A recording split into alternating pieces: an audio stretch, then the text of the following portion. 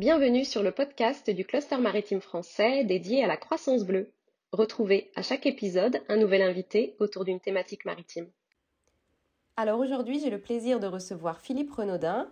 Bonjour Monsieur Renaudin, vous êtes directeur filière maritime de BPGO Crédit Maritime et vous représentez le groupe Banque Populaire. Vous allez nous parler de l'implication de Banque Populaire dans la coalition pour la transition éco-énergétique du maritime T2EM. Cette coalition, lancée en 2020 par le Cluster maritime français, en partenariat avec le ministère de la Mer, l'ADEME, ainsi que des fédérations et entreprises, pôles et centres de recherche, a donné lieu à la création d'un institut. L'Institut Mid 2050, qui a obtenu le soutien de l'État au One Ocean Summit en janvier dernier et qui rassemble l'ensemble de l'écosystème maritime dans l'objectif de définir et de piloter le programme Navire et Port Zéro Émission. BPGO et le groupe Banque Populaire ont ainsi rejoint la coalition fin 2021. Alors aujourd'hui, on s'intéresse à la question de la contribution d'une banque, comme la Banque Populaire, à la transition éco-énergétique du maritime, pour répondre à l'enjeu de la finance de la décarbonation. Parce que ce ne sont pas uniquement les navires et les grandes infrastructures, mais également les petites innovations qui sont clés et qu'il faut soutenir. Alors voilà. L'implication de Banque Populaire dans la filière maritime est déjà bien affirmée depuis de nombreuses années. Mais pourquoi avoir donc rejoint cette coalition du CMF pour la transition éco-énergétique du maritime ? Eh bien, bonjour Gaël, et merci avant tout de me donner l'occasion de m'exprimer au nom de Banque Populaire Grand Ouest et sa marque Crédit Maritime, ainsi que le groupe Banque Populaire. Alors, la question pourquoi avoir rejoint la coalition de la transition éco-énergétique, je crois que tout d'abord, une coalition, dans une coalition, quel que soit le sujet, c'est une chaîne de valeur. Avec l'ensemble des maillons de cette chaîne, ça part bien évidemment au départ de projets de recherche, de R&D. Ensuite, on passe par des phases de prototypes, d'essais, d'industrialisation, pardon, je vais y arriver, et de mise en marché pour ensuite, gérer de l'exploitation, de la distribution. Et dans toute cette chaîne de valeur, bien évidemment, on y retrouve des centres de recherche, des scientifiques, des entreprises. Et puis à un moment donné, on va forcément parler d'argent, que ce soit à travers la partie traditionnelle du banquier en tant que financeur ou d'investisseur que je représente également. Donc on est forcément partie prenante dans cette chaîne de valeur. Et aujourd'hui, si on regarde plus précisément en lien avec la coalition de la transition éco-énergétique du maritime, on va y retrouver des énergéticiens, des entreprises qui vont assurer le stockage, bien sûr des bureaux d'ingénierie, des architectes qui vont travailler sur les bateaux du futur, les bateaux de demain, des équipementiers, les chantiers qui vont être aussi à la base, et toutes les activités, bien sûr des armateurs, et forcément qui sont pivots dans ce grand défi. Les ports, il faudra, et je pense qu'on en reparlera tout à l'heure, parce que au-delà des navires, il faut bien sûr des infrastructures à terme, et je dirais différents intervenants qu'on pourrait classifier, alors je ne sais pas si c'est le terme exact d'institutionnel, entreprises de services, d'activités de transverse, que voient des entreprises de classification, de réglementation qu'il faudra faire évoluer, et bien évidemment des banquiers et des investisseurs. Donc voilà, la première réponse, elle est celle-ci, c'est dans toute coalition, de toute façon, on a besoin d'intégrer tous les maillons de cette chaîne de valeur. La deuxième réponse que je pourrais apporter, vous l'avez précisé tout à l'heure, nous sommes un acteur économique, je dirais, de premier plan. En tout cas, nous, on souhaite l'être, et je pense qu'on a une certaine légitimité, bien évidemment, sur les activités maritimes, au sens très très large, qui plus est quand on s'appelle Banque Populaire du Grand Ouest et Crédit Maritime, mais également au sein du groupe Banque Populaire, au-delà des activités maritimes, un des acteurs majeurs de la transition écologique. Donc, quand on parle de transition éco-énergétique du maritime et qu'on s'intéresse forcément au maritime et à la transition écologique, transition énergétique, il nous semblait qu'on avait toute notre part à prendre dans cette coalition. Et je dirais un troisième élément, parce qu'au-delà même de notre métier traditionnel de financeurs, d'investisseurs, je crois qu'on a un vrai rôle en tant qu'acteur économique de soutenir les différentes initiatives. Aujourd'hui, elle est née, vous l'avez précisé tout à l'heure, je dirais des pouvoirs publics portés par le cluster maritime, rejoint aujourd'hui par tous les acteurs du monde, du monde maritime. Et je dirais que nous impliquer, je vous dis, au-delà de nos activités de financeurs, investisseurs, nous impliquer et apporter notre vision, notre grille de lecture, faire avancer les sujets, nous paraissent assez évidents et logiques pour un acteur économique tel qu'une banque. Donc voilà, pour moi, les trois grands axes, faire partie de cette chaîne de valeur en tant qu'acteur du maritime et de la transition écologique énergétique, on avait toute notre phase, et nous impliquer dans cette coalition.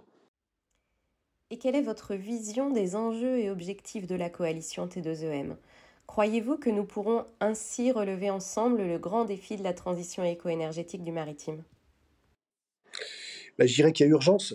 Il y a urgence. Je me ferai écho à quelques interventions. Il y a quelques jours, lors du salon Euro-Maritime à Marseille, où il y a urgence, où on peut même se poser la question, y arriverons-nous quand on voit les défis devant nous. Donc on s'inscrit effectivement dans une course à aujourd'hui.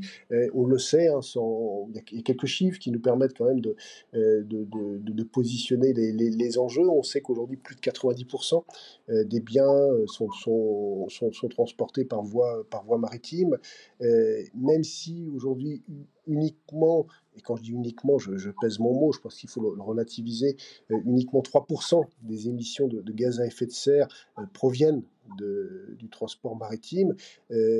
Dans moins de 10 ans, on dépassera les 10% si on ne fait rien.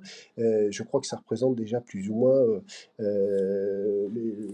le total des émissions de gaz d'un pays comme l'Allemagne. Et quelque part, on pourrait, si on regarde un peu le film sur les quelques dernières années, on pourrait considérer que le transport maritime, c'est un peu le parent pauvre des sujets de décarbonation face au terrestre, face à l'aérien, ou à minima, au-delà de la communication qui en est faite, il y a des très très gros moyens qui sont mis en place avec des réalités aujourd'hui, hein, qui sont réelles, notamment sur le terrestre. Donc voilà, donc les enjeux, ils sont majeurs. Face à ça, on a une réglementation qui à la fois nous est imposée et qu'il nous faut, puisqu'elle a été partagée, cette réglementation, et je pense qu'aujourd'hui, on la soutient de façon assez large, une réglementation qui va nous imposer, dans le cadre des mesures prises par l'OMI, une baisse significative. Bon, bien sûr, on a parlé beaucoup du NOx ou SOx, mais dans le cadre du CO2, avec une baisse, avec des points de passage, hein, à 2030, à 2050. Donc quand on parle de 2050, c'est demain, hein, c'est dans quelques années, où là on devra atteindre plus de 50% de baisse des émissions totales de gaz à effet de serre.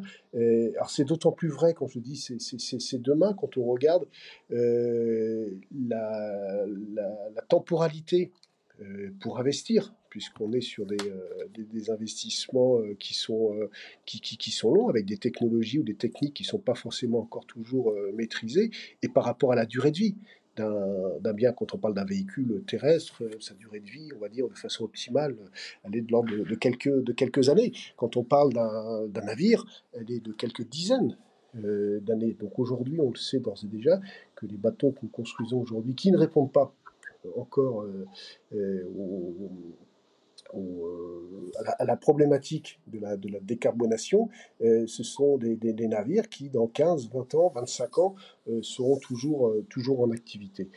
Donc on a vraiment des vrais enjeux par rapport à ça, enjeux à bord de ces navires. Et quand on parle de navires, il faut vraiment sans faire de jeu de mots, il faut vraiment qu'on embarque tout. les sujets de la navigation. Bien évidemment, on pense de façon un peu plus rapidement au transport de marchandises notamment, transport à passagers. On a tous en visuel, j'allais dire, ces porte-conteneurs gigantesques ou ces paquebots de croisière. Mais il y a également tous les autres navires. Je pense aux navires de servitude, je pense aux navires de plaisance demain, je pense aux navires de pêche, bien évidemment, qui eux aussi sont des acteurs dont on entend peut-être un peu moins, mais qui sont autant concernés, je dirais, par toutes les évolutions et qui seront peut-être d'ailleurs les plus aisés, les plus rapidement adaptables à tous les nouveaux sujets de décarbonation. Donc voilà, donc quelle que soit la taille des navires, je dirais c'est un vrai sujet. Et au-delà des enjeux à bord des navires, il y a bien évidemment un enjeu majeur qui est à terre. Il faut que les infrastructures, notamment portuaires, mais peut-être pas que, hein, on peut imaginer peut-être des systèmes de réapprovisionnement, pourquoi pas en mer, mais il faut impérativement que les infrastructures demain puissent être en capacité de proposer, je dirais, la capacité à, à tout simplement réapprovisionner les navires en fonction des nouvelles énergies qu'ils auront à disposition, peut-être en nouveau en fonction aussi qu'ils sont en capacité d'accueillir des bateaux avec des gabarits peut-être différents. Je pense notamment à tous les projets qu'on voit dans le cadre du VELIC. On en reparlera tout à l'heure. Donc voilà, donc il va falloir adapter aussi nos infrastructures, adapter nos ports. Et donc c'est pour ça que quand on parlait des enjeux, je l'ai évoqué tout à l'heure, c'est vraiment l'importance d'avoir j'allais dire une communauté d'action, que tous ensemble, je pense qu'on peut relever pour relever ce défi justement d'avoir autour de la table. Mais pas que pour discuter, pour avancer vraiment sur des projets concrets. En tout cas, c'est comme cela que nous on l'a entendu et qu'on voit la transition éco-énergétique. En tout cas, Mythe 2050. C'est cette communauté d'acteurs, mais dans l'action, d'énergéticiens, de constructeurs, d'équipementiers, d'armateurs, les pouvoirs publics, bien sûr, les collectivités et le financier et les assureurs. Donc voilà ma vision aujourd'hui sur les enjeux et les grands objectifs auxquels on doit, je pense, répondre.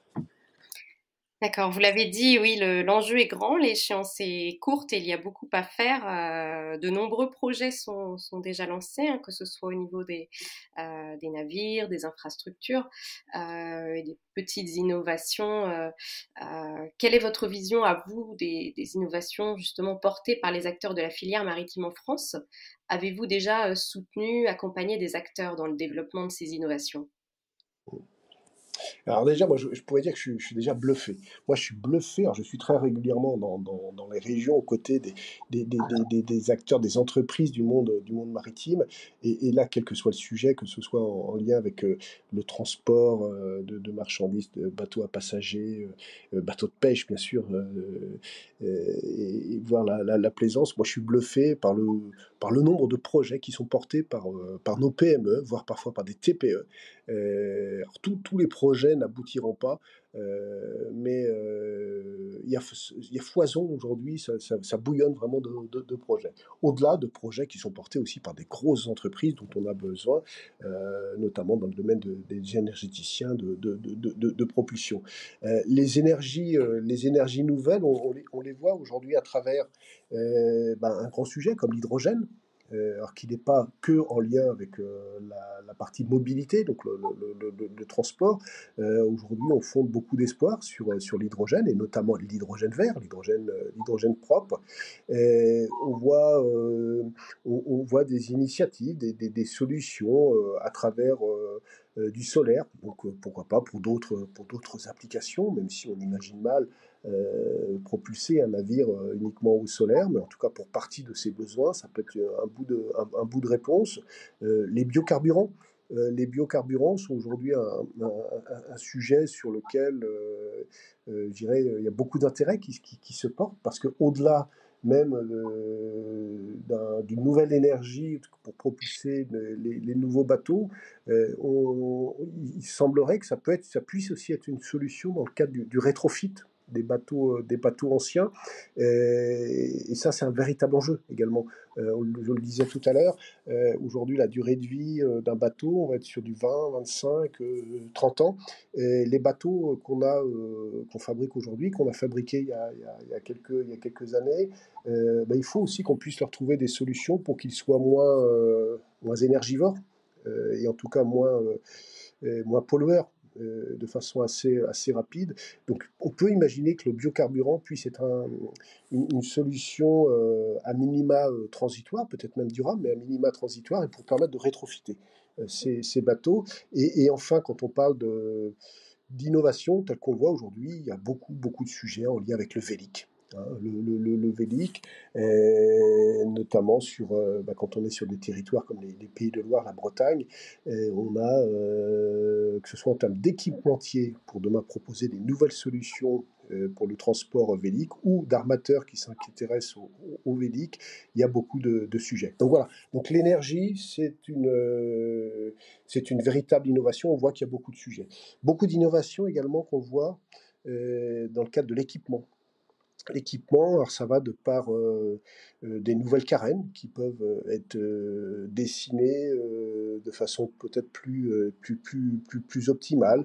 Tout ce qu'on voit autour des foils également. Alors même si aujourd'hui c'est plutôt en lien avec le nautisme, mais il y a des réflexions aussi pour pouvoir adapter certains autres navires avec des foils.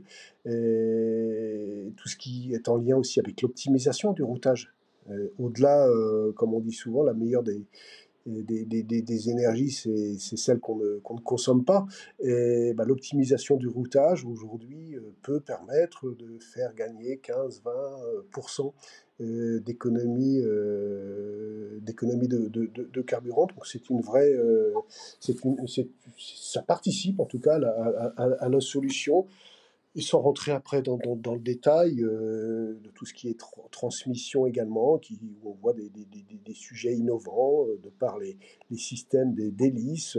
J'ai même pu voir il y a quelques temps une entreprise, une jeune entreprise, comme on dit, une start-up qui travaillait aujourd'hui sur un système pour répliquer je dirais, le mouvement de la queue de baleine, pour ainsi accompagner le bateau et lui permettre d'économiser en carburant. Donc voilà, donc beaucoup de sujets, tous n'aboutiront peut-être pas, mais en tout cas tous contribuent à permettre de faire évoluer les sujets de décarbonation. Et ce qui est intéressant, c'est que ça touche vraiment toutes les tailles, là encore, de bateaux, pas uniquement le transport de marchandises, de gros navires, mais toutes les tailles. Par rapport à votre question également, est-ce qu'on a déjà accompagné? Oui, on accompagne des projets, je dirais ne serait-ce que déjà sur des remotorisations. Des remotorisations aujourd'hui de navires avec des systèmes qui sont moins gourmands que n'étaient les technologies précédentes. Et sur le vélic, on a aujourd'hui, on a commencé, on est vraiment dans un tournant, j'allais dire, des armements qui aujourd'hui utilisent la propulsion vélique pour le transport de marchandises. On a pu accompagner des équipementiers aujourd'hui qui proposent des systèmes véliques, justement, alors pas forcément, pas avec des voiles classiques, comme on a l'habitude de les voir sur nos bateaux, notamment de plaisance ou bateaux de course, mais des systèmes de panneaux, de panneaux rigides qui vont permettre d'optimiser la propulsion. On voit beaucoup de sujets aussi en lien avec d'attractions type aile de Kite. Donc voilà, ça fait partie des sujets qu'on accompagne aujourd'hui, que ce soit en tant que financier, banquier traditionnel et ou investisseur. D'accord, alors oui, vous êtes bien au point donc des innovations du secteur. Alors, vous avez commencé à nous l'expliquer, hein, mais vraiment concrètement, quel est le rôle de Banque Populaire dans cette coalition d'acteurs pour la transition éco-énergétique, pour le développement des innovations des acteurs? Qu'est-ce que vous pouvez leur apporter à cette transition éco-énergétique et, euh, et que pensez-vous que cela puisse vous apporter en tant que banque? Alors déjà, qu'est-ce qu'on peut apporter aux acteurs? Bon, bien évidemment, mais c'est un peu une lapalissade, de faire tout simplement, j'allais dire, notre métier de banquier ou d'investisseur, donc prêter l'argent pour financer ces projets. Mais au-delà de ça, je dirais, ça nous permet aussi de co-construire ensemble avec eux, avec les différents acteurs, je dirais alors pas forcément des nouvelles solutions, parce que certaines solutions existent depuis longtemps, mais en tout cas de les aménager. Je vais prendre un exemple, et c'est vrai aussi bien au sein moi, du groupe Banque Populaire que de BPGO, Banque Populaire Grand Ouest et Crédit Maritime, le crédit bail fiscal. Le crédit bail fiscal était aujourd'hui réservé à des très grosses opérations de plusieurs dizaines de millions d'euros. Aujourd'hui, on a démocratisé ces solutions, y compris pour certains intervenants aujourd'hui, à pouvoir y avoir accès, je dirais, y compris sur des bateaux quand on va être sur des budgets de 5 à 10 millions d'euros. Donc ça, c'était important. Donc de pouvoir donner accès à ces dispositifs qui sont intéressants, notamment fiscalement, et qui permettent donc économiquement faciliter l'exploitation d'un armement, donc de donner accès à la quasi ensemble de ces navires. Donc ça, je dirais, il n'y a rien de neuf, ça existait déjà, mais pas pour tous les types de bateaux. Ça, c'est le premier point. Le deuxième point sur lequel on a avancé et qui nous a permis de co-construire aussi de nouvelles solutions, c'est de mettre en place des fonds d'investissement dédiés au maritime, donc des fonds d'investissement sectoriels. J'en citerai deux, hein. Il y en a d'autres sur lesquels on est aussi à l'initiative. C'est un premier fonds qui s'appelle Mer Invest, qui est un fonds là plutôt régional, où on va accompagner des PME, voire même des TPE sur le projet, et un nouveau fonds qui vient de voir le jour, qui est le fonds Blue Forward, qui est là plus un fonds à caractère national, voire même européen, qui à terme sera doté de 130 millions, et dont l'objectif est vraiment d'accompagner je dirais des projets en lien avec, donc c'est un fonds sectoriel maritime, des projets en lien avec tout ce qui va être environnemental, biodiversité, énergie marine renouvelable, mais un pan important aussi en lien avec la décarbonation du transport maritime. Donc voilà, donc ça nous a permis d'apporter aussi et de travailler sur peut-être des nouvelles solutions, ou en tout cas de les adapter à minima aux défis, je pense, qu'on a aujourd'hui. Donc voilà, ça sur la partie, ce qu'on peut apporter au-delà de notre métier traditionnel, et puis d'avoir une grille de lecture aussi qui est un peu, qui est un peu différente en tant qu'investisseur ou financière. Et pour la deuxième partie de votre question, qu'est-ce que ça nous apporte à nous en tant qu'acteur financier? Je dirais déjà, dans un premier temps, tout simplement de conforter notre rôle d'acteur du maritime. On a une place importante en tant que Banque Populaire, Crédit Maritime, dans les activités maritimes au sens très très large. Donc je dirais que ça nous permet d'affirmer notre rôle d'acteur, de prendre notre part à ce grand défi, à ces grands enjeux, comme vous les soulignez tout à l'heure. On est convaincu aujourd'hui des enjeux dans le maritime, au sens large d'ailleurs, mais y compris dans la décarbonation. Et donc on a ce rôle aussi de participer au développement d'une filière qui n'est pas naissante, mais en tout cas qui se renouvelle, donc de participer à une filière. Et je dirais, nous ne sommes qu'un des acteurs. Là encore une fois, nous ne sommes qu'un des maillons de cette chaîne, mais on a tout notre rôle à y jouer. Et bien évidemment, au-delà de notre rôle d'acteur financier, acteur économique, je dirais qu'on a un rôle sociétal sur lequel on a vraiment des convictions très, très, très fortes. Et là, qu'on s'appelle Banque Populaire Grand Ouest ou groupe Banque Populaire, on a des convictions très très fortes aujourd'hui sur notre rôle dans le cadre de ce que je citais tout à l'heure, la transition écologique, et on doit prendre notre part par rapport à ça. Donc accompagner des projets, là on parle du maritime, mais accompagner des projets qui sont en lien avec la décarbonation, qui vont nous permettre de combattre les gaz à effet de serre et tous les effets induits, je dirais on a forcément notre rôle et on est vraiment plus que convaincu, en tout cas, et on y met des moyens importants pour jouer ce rôle. Donc voilà, si je peux répondre si ça peut permettre de répondre un peu à la question. Oui, ça répond parfaitement à la question, merci.